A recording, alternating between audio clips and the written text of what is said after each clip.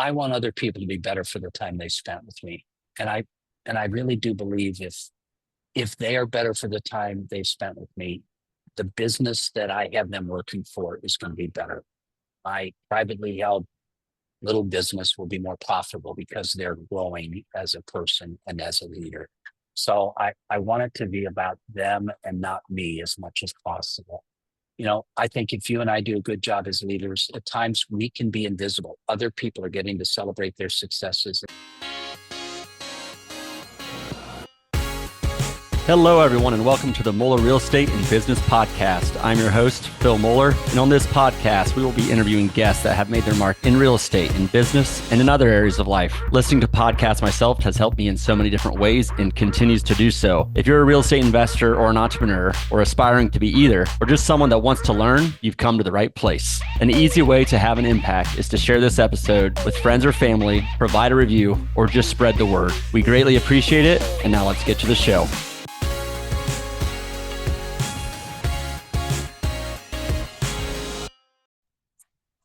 Hello, everyone. Welcome to this week's episode of the show. Very excited for this week's guest, Dr. Andy Neillie.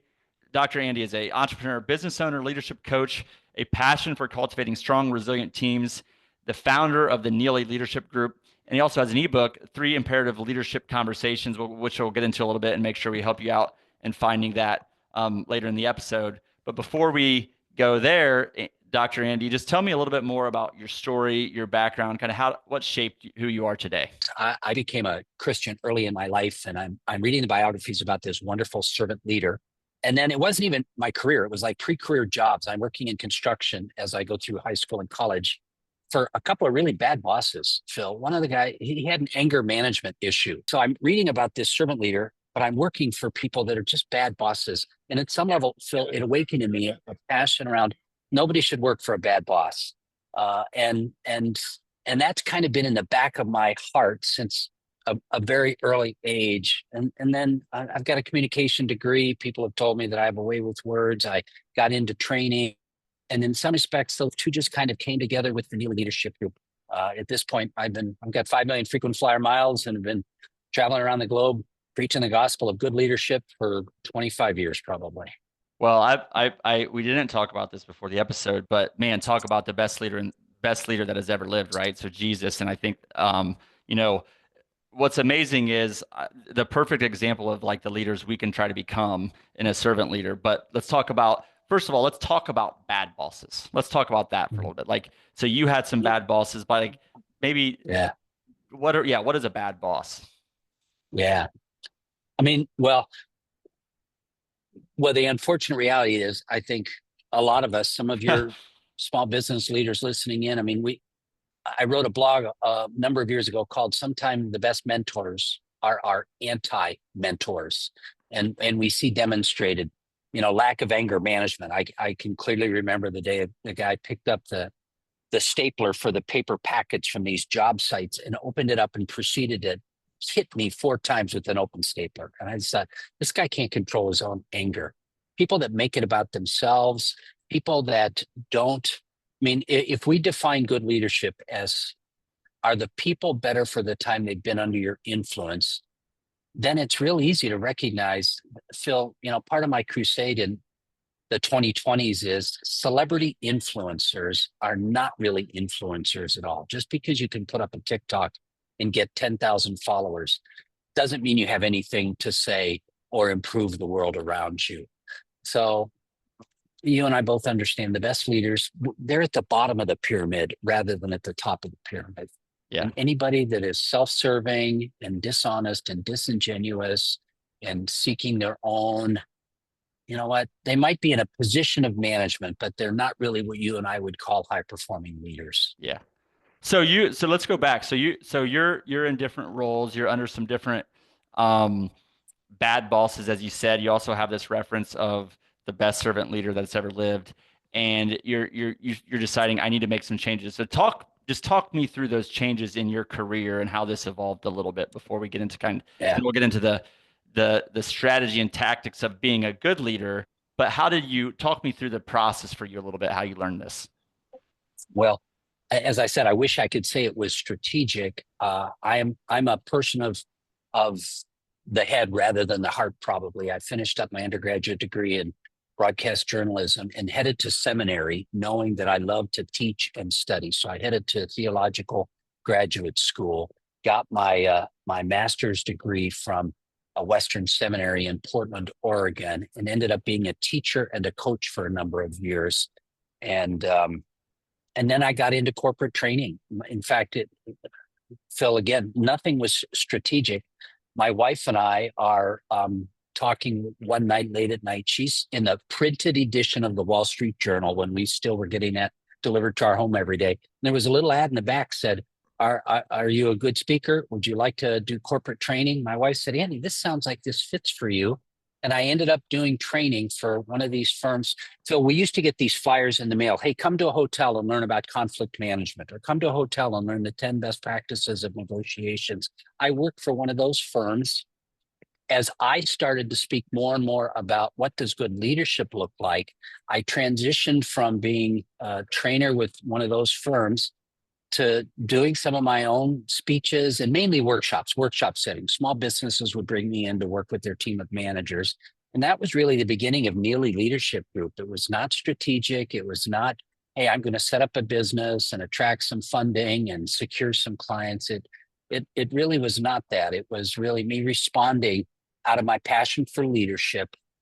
I'll never forget, I had just finished my doctorate, my dissertation studies on the personal side of leading well. I'm in a workshop at FedEx leading a coaching workshop. And one of their managers said, wow, Andy, I remember this quote, when the students are ready, the teacher will appear. I think you just taught us what we needed to learn about leadership. I don't know if I've really learned anything new. You know, you and I can chuckle about it, Phil. You get past Jesus, you get past the first couple centuries AD and the Stoicism. There's nothing new in leadership in the last 2,000 years. We all have our own different voice. Dr. Andy and his 4 leadership necessities, the 3 imperative leadership conversations. I have some packaging of good leadership that I bring to the marketplace. But it's, the small business leaders that listen to your podcasts, that have small teams, if they're working at being the type of leader you and I are talking about and not just managing for the bottom line, we all have learned some things together. And I've been privileged for the last 25 years to use my communication skills and write a couple of books on it. There's nothing strategic about it. Maybe I'm more purposeful these days than I was, but I think I kind of fell into it. Yeah, I think you're pretty humble too. A couple of things there. First of all, just your story and the evolution of it, and like the Wall Street Journal, I think you said, and just you said it wasn't overly strategic, and I think, but you said you're just responding to a passion for leadership. Yeah, and I think so many of us, for people like me, sometimes I try to be so strategic, and I just try to solve everything and plan everything, and like, oh, this is how this is going to go, and this is what it's going to become.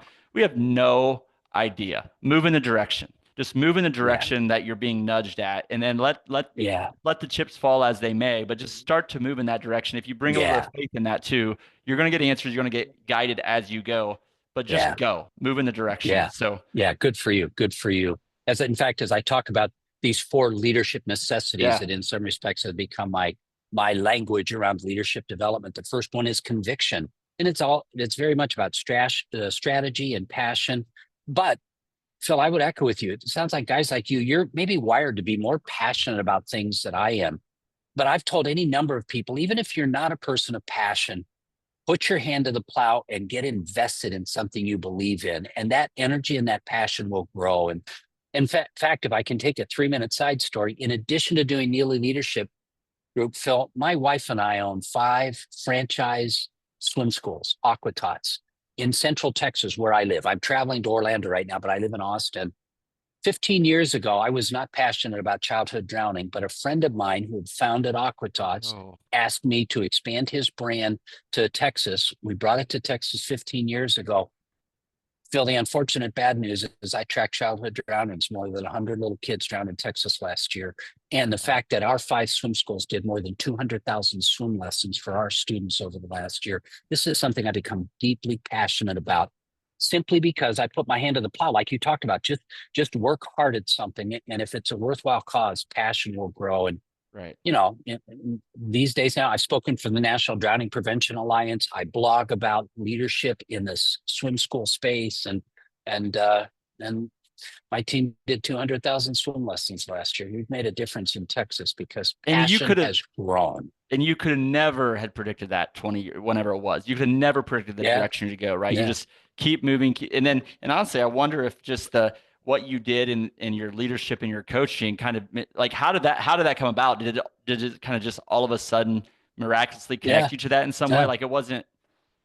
yeah. Well, and the miracle was a painful miracle. 2008 hit, and I got a phone call from one of my major clients, my major training clients.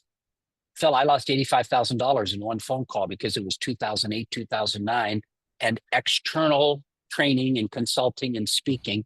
That's the first place companies contracted. So when my friend reached out and said, Andy, this swim business that you helped me start in the 90s that's grown and grown and grown, we're ready to expand it outside Arizona. Would you help us bring it to Texas?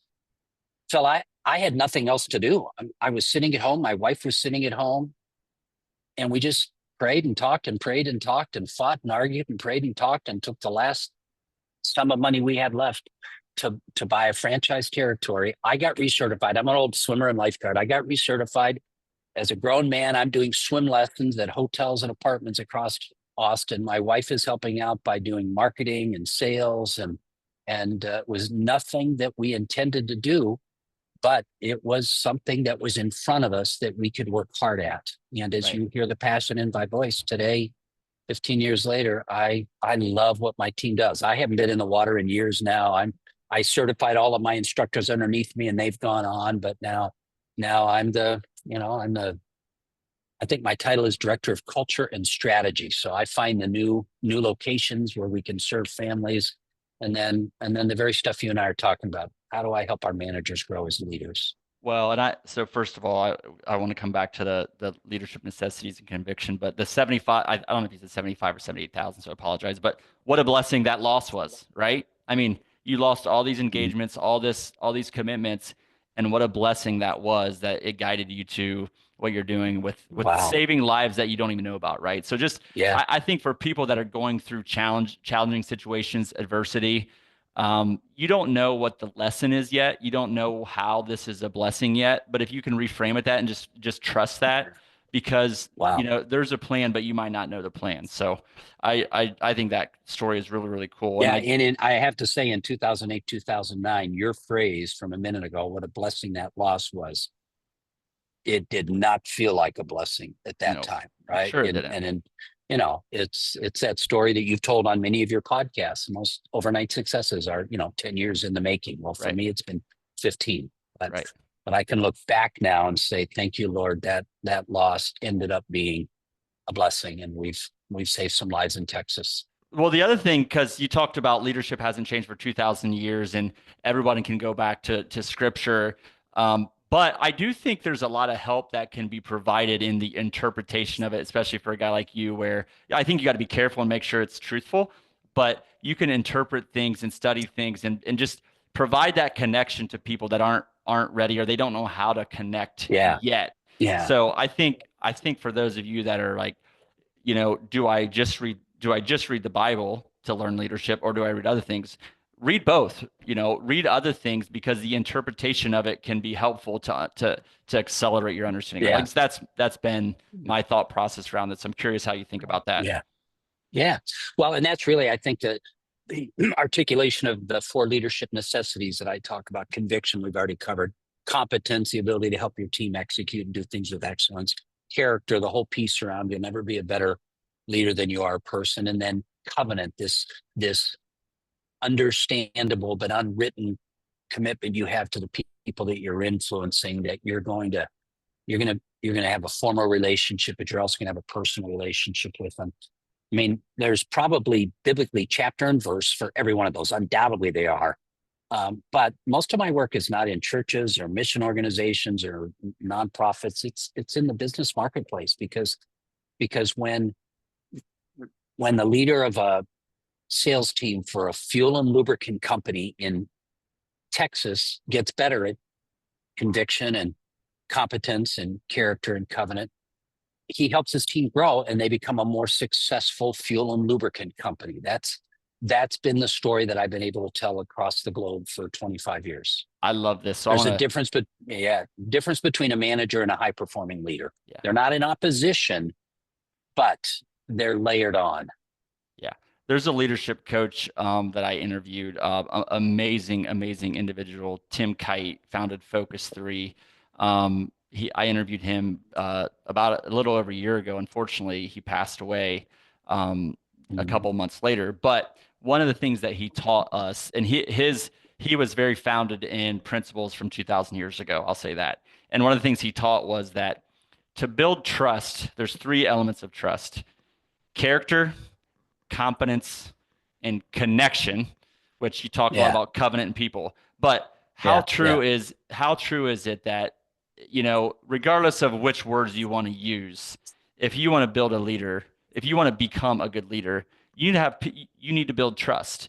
And and then you also need to have a plan and being convicted on what you're doing as well, which I like adding that to it. But just kind of reaffirms what you're saying there. And I love those four. Well, and here's the challenge with trust. There's a couple of truisms about leadership and trust. Leadership trust deposits, Phil, pretty much by their very nature are small. And so you need to be consistently making those deposits. You lead well in a variety of different areas, because in contradistinction to that, trust withdrawals are typically large.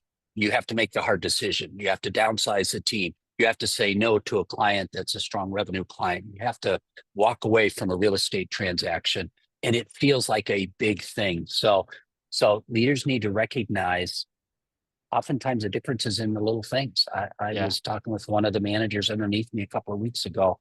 One of the truisms that I work at investing in these retail swim school managers is the big things are revealed in the little things. It's those little trust drips. Deposit, because a withdrawal is coming. It just, by the very nature of life in the 2020s, withdrawals are coming. Yep. And honestly, I think about like the deposits in the bank account, right? Before, and you can think about that with your employees. You can think about your family, with your spouse, with your kids. There's so many areas but what I haven't thought about is the magnitude of those. The deposits are small, but the withdrawals are large, and they're inevitable too. They're going to happen. Yeah. But having enough consistency of the small deposits, I think, is so important. Well, so you said it's personal as well as professional. I'm out of town this week, and my wife's birthday is tomorrow. I took her out to dinner the other night, but I'm gone. And so we've got a whole bunch of friends from our CrossFit gym and our church and just neighborhood friends. And she's going to get probably 20 phone calls tomorrow, people that are just going to call and leave a happy birthday song on her voicemail, because I've been putting it all together. And she doesn't know it's coming, but she's going to get all of these messages. Fortunately, you're not going to publish this podcast immediately, so she won't be able to hear about it ahead of time. But it was just one of those things where I'm arranging it on my iPad and typing all of these text messages. Hey, it's Lynn's birthday. Can you make sure you just call and sing for her? And so it's these tiny little things. She's going to call me tomorrow night and say, Andy, you were so thoughtful. And I'm gone for her birthday. But it's those little deposits that make big payoffs, right? The title, Relationship Advice from Dr. Andy. I love it. That's good stuff. But it does illustrate the point. So so those are the good things, right? And just your 4 leadership necessities. But you've coached a lot of small businesses, corporations, leaders, business leaders. There's also gaps, right? You talked about the bad leaders, but like, what are the most common things that our listeners, that are small business owners and leaders, that they're probably experiencing that you see commonly, and what can they do about those?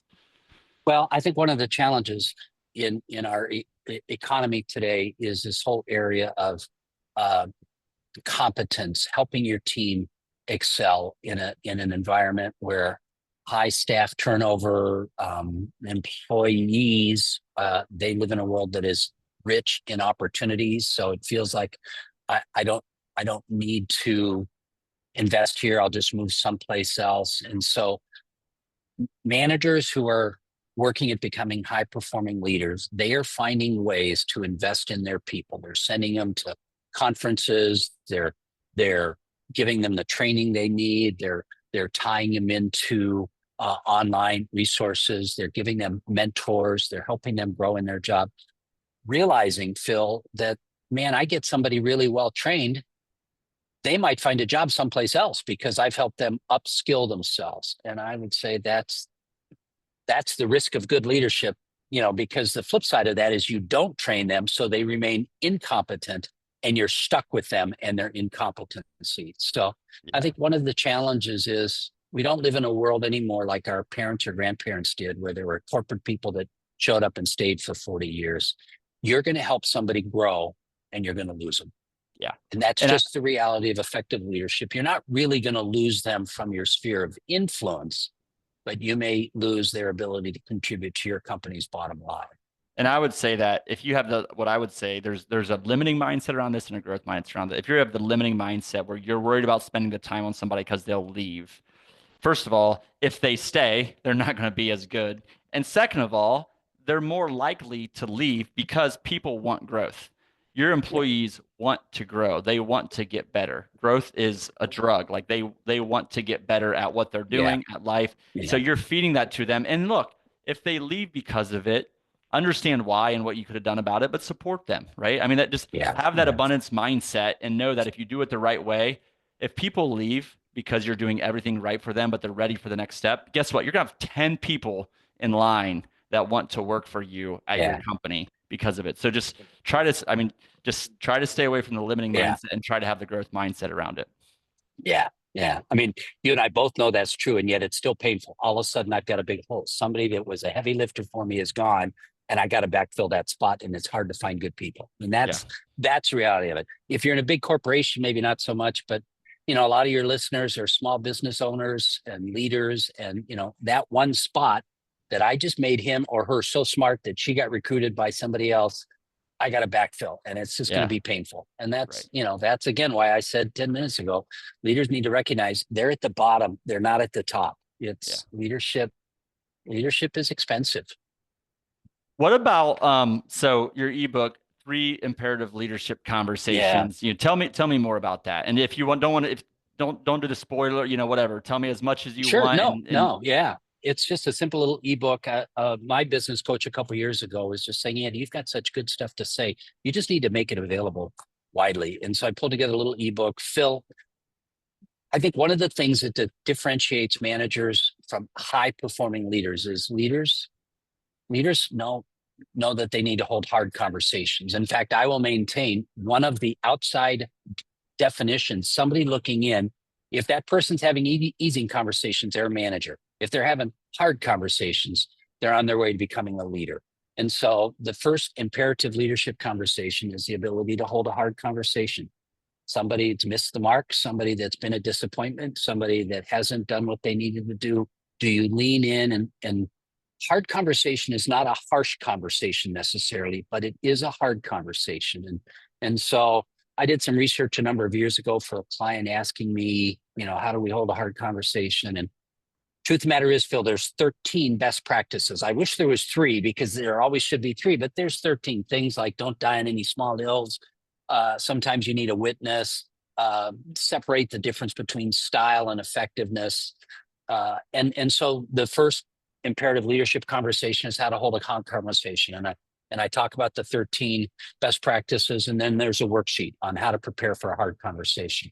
The second leadership conversation is the developmental coaching conversation, where I'm not just helping Andy get better at this job, I'm helping Andy grow over the next 18 months. And so we're talking about skills and behaviors and mindset. Am I taking a step back and asking the bigger picture questions? And so the second part of the 3 imperative leadership conversations is how do you hold a developmental coaching conversation? And once again, there's a worksheet in there to prepare for a developmental coaching conversation. And then the third one, Phil, and I even sense it in our brief acquaintance here in the twinkle in your eye, every leader needs to recognize, even if they're a frontline manager, they're still the CEO for their team. And that means Chief Encouragement Officer.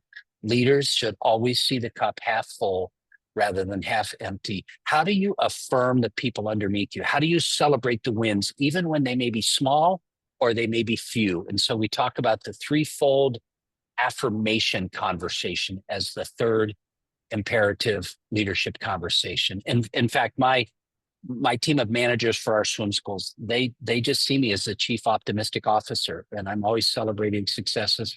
Truth of the matter is, as I sit with you this morning right now, 2 of our 5 schools are underperforming. They're not hitting their customer service scores. They're not hitting their enrollment scores. Staffing is a challenge. And I'm having to look pretty hard at, so what can we celebrate? Because everybody needs a win. What are the 3? So we talk about the threefold affirmation conversation. Three conversations every leader is purposeful about: hard conversation, development conversation, affirmation conversation. Yeah. First of all, I think the fact that you have these schools too, like the other thing I didn't think about earlier, but you're teaching and coaching on leadership, but you have to do it. Like, and I wonder how much, of your message over the course of time, because you were teaching before you started the schools, how did your message change? I'll come back to the three imperative leadership conversations, but how did your message change because of what you've learned as having to do it? Oh, Phil, I would say it brought it to life. I'm now telling real stories, right? The hard conversation I had to have with a manager a couple of weeks ago about the big things revealed and the little things. This is a real conversation. This is no longer theory, right? This is, I dismissed one of our senior managers less than a month ago because of toxic personality stuff. Truth of the matter is, she probably should not have been with us for a number of years. I kept extending grace, which is something that I think every leader should practice, but it impacted the other team members. These are my real stories at this point. And the truth of the matter is, Phil, I think I've learned more from failing at my attempts at leadership with these managers and trying to learn the lessons of, all right, what does it look like when I do it right instead of wrong? So my wife has pointed out to me any number of times, Andy, part of the whole thing about these retail businesses, this $5 million business we've grown, is it's just made your voice more authentic. And I think she's right. It brings credibility, and it brings, just again, as you said, it brought it to life, as you said, which I like a lot. And I think we have to combine, as leaders, we have to combine theory and action. And if we're just acting and learning without any theory behind it, that's probably a dangerous place to be. But if we're just learning but not putting anything into practice and not learning from lessons and failures that we're doing, I think that's a challenge too. The other thing I wanted to say is, I think it's in the book, I think it's How to Have Confidence and Power in Dealing with People, but Chief Encouragement Officer, what people want, they want acceptance, approval, appreciation, affirmation. Like, they need that. They need it. They need that affirmation so much. So a lot there. And I encourage people to check out the ebook as well. Or were you going to add something there? Nope. I just echo what you said. Yeah. Well, again, just thinking about, if you want the theory, check out Dr. Andy's book, but then also apply it and work through it, use the worksheets. And it sounds like your book is a little bit of both. It's theory, but also, hey, use this as application too. Yeah, exactly. And they can get that at leadershipmaterials.com. They just go to leadershipmaterials.com and they can download that free ebook. The other interesting thing, Phil, I've written a couple of books, and this whole balance between theory and practice that you talked about, the little Amazon bestseller that I've written is called The Golden Principles: Life and Leadership Lessons from a Rescued Dog. My wife and I have been rescuing dogs since 4 years into our marriage. And just the practicality of, I realized a number of years ago, some of the best leadership insights I gained were not from my theory. They were not just from reading Harvard Business Review or my dissertation studies. I recognized if you want to train a dog, a lot of times a good yes is so much better than a harsh no. And getting down to their level and helping peers train them. And so I realized these aren't just dog training lessons. This is a good thing for managers to recognize as well. And so I had a publisher who said, you got any other stories like that? And I said, man, I think most of my good leadership lessons are tied to these dogs. And a year later, the Golden Principles came out. And it's that combination that you talked about, Phil, where, I do read the Harvard Business Review and a bunch of magazines like that. So I'm staying up with like current thinking and research and trends. But then I'm in the trenches. And so I can take the Harvard, leadership, Harvard Business Review article on strategy and leadership and the 7 principles that were in their most recent edition. And I could say, yeah, here's how it works in your business. So I led a strategic planning session a couple of weeks ago for a privately held company in Texas, and it was their annual strategy session. They're not reading Harvard Business Review. It's a privately held business. They got their heads down. They're just trying to fight the fight every day. But I was able to some outside perspective and say, hey, make sure you take a step back and you think about the impact of AI on your business, and you think about changing market demands, and you think about this and you think about that. And I'd like to think that the best blend that guys like you and me can bring is that bigger picture perspective, but also the practicality of being in the trenches. Yep. I agree 100%. How would you describe, like, if you were to describe your leadership style, how would you describe that?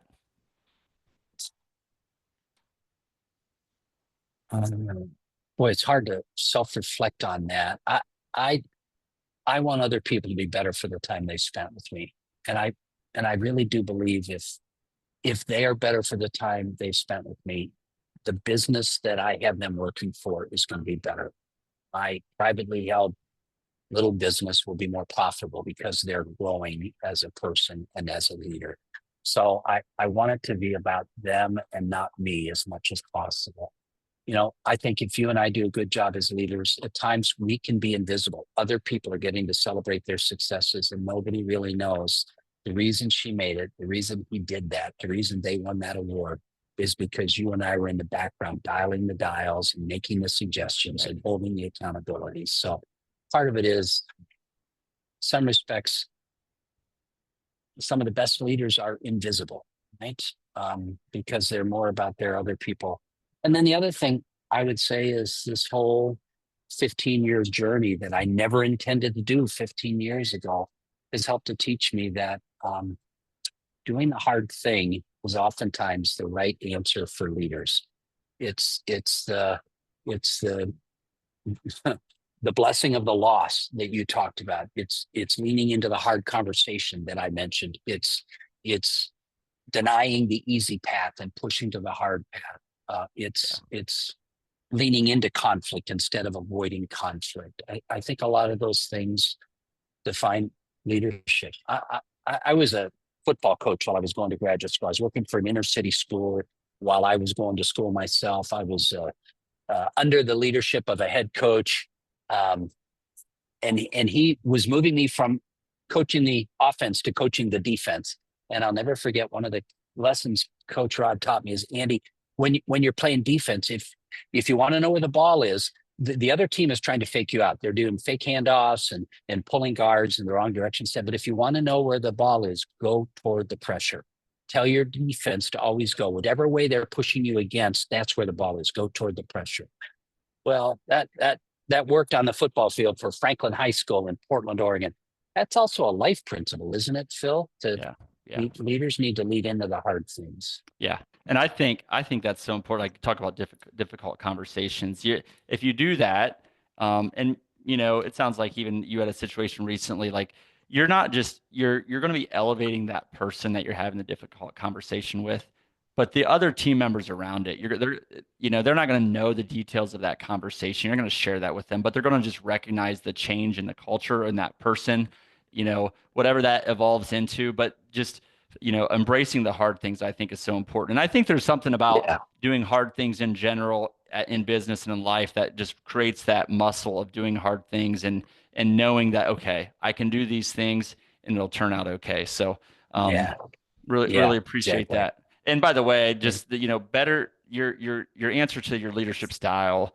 And I should have known this already, because you want people to be better for the time they spent. Goes back to the very first thing you said, which is, you're about being a servant leader. And I really appreciate just the connection there, kind of trying to close the loop. I want you to step back and reflect, really think about what you've done, the leadership, the people you've impacted from a leadership perspective, but also the lives you've saved that you probably don't know about those lives that you saved, but you've inevitably saved a lot of lives. If you step back and reflect, how does what you do make you feel? Yeah. I mean, the whole irony of it is, I'm passionate about leadership development. I've got, 5 million frequent flyer miles from leading workshops and conferences and coaching around the globe.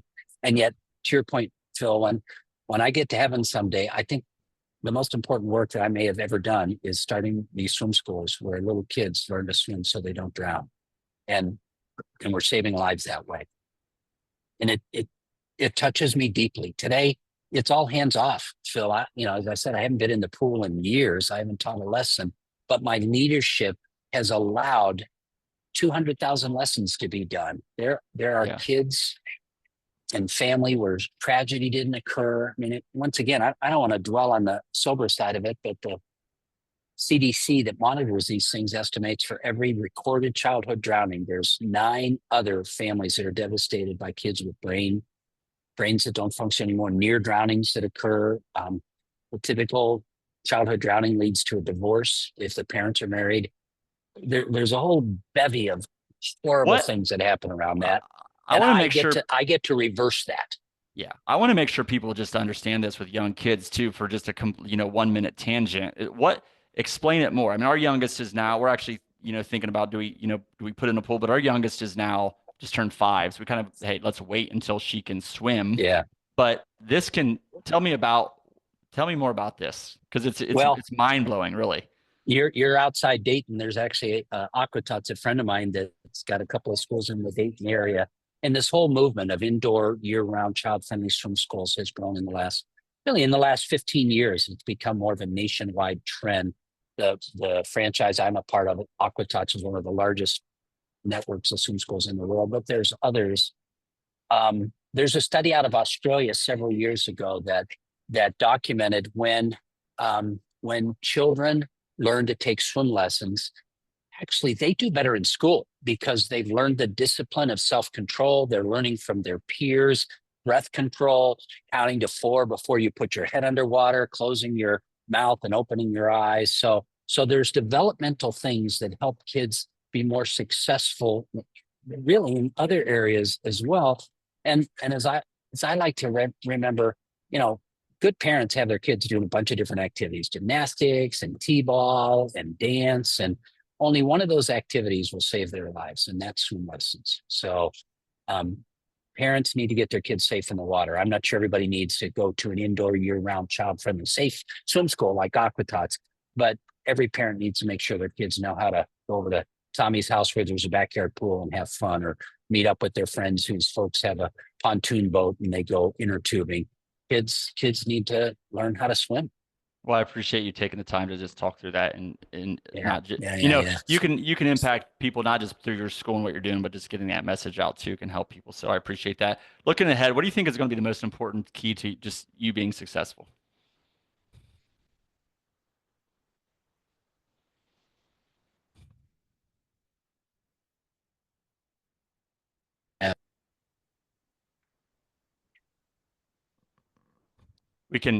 Are you there? It's okay. We'll just chop this a little bit out. Okay. Sorry about that. On my end, but we have a lot of good stuff here. So I'll just repeat that question. Maybe.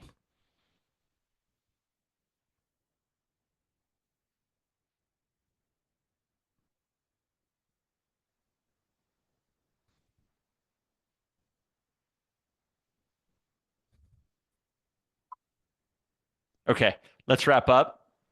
You're back. We'll just cut this out, and we'll try to get just a wrap up here. I'll just say thanks for coming. I apologize. Lunch has been served at some special meeting. There's a bunch of people out in the lobby. I suspect a bunch of them just jumped on their iPhones and they. That's okay. That's okay. Up bandwidth. I'm sorry.